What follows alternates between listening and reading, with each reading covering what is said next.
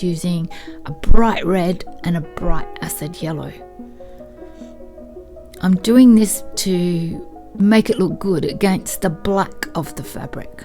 If this was on white fabric, it would look quite wishy-washy. The black fabric helps. Next, I just roll it very gently. It might not look gentle, but it was, in my hands to get that wool to start to relate to each other. And then I'm just snipping it with the scissors on an angle. The angle helps you get some different sort of shapes for these circle flowers. And I'm trying to get it balanced so that the piece will shrink equally in all directions. Design 2. Look at this fabulous sari silk thread. I thought I was on a real winner here.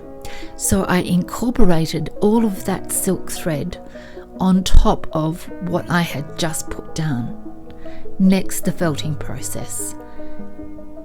Put a piece of nylon, old nylon curtain over the top and then wet it down.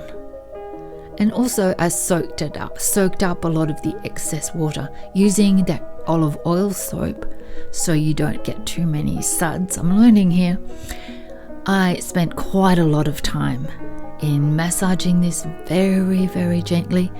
That little tool I was using is just a piece of polystyrene wrapped in bubble wrap.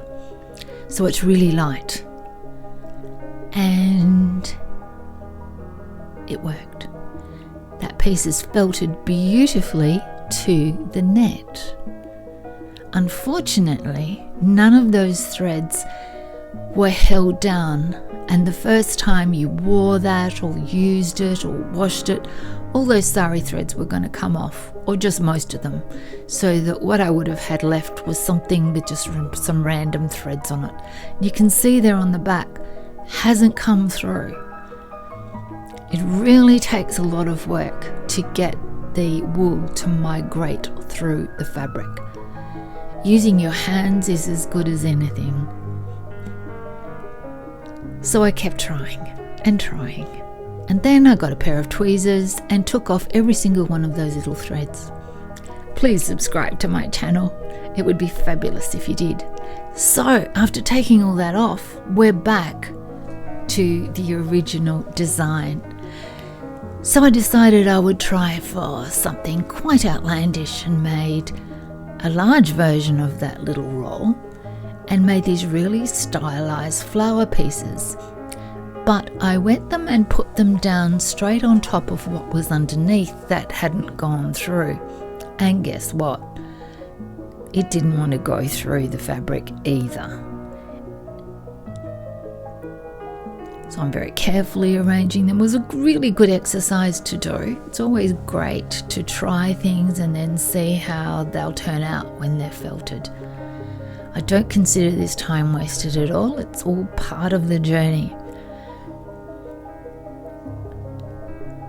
It certainly seems to be one of those things that when you think you've done enough, you haven't even done half of it. You're about halfway there.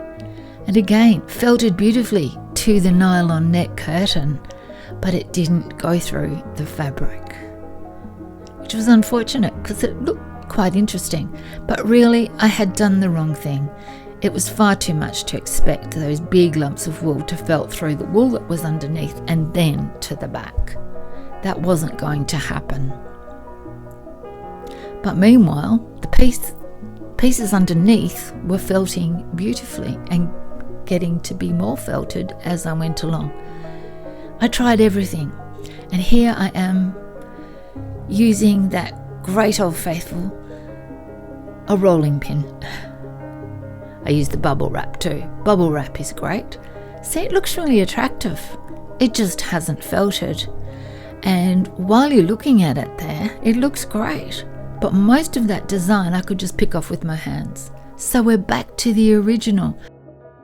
Please hit like if you did. Thank you so much for watching. See you next time.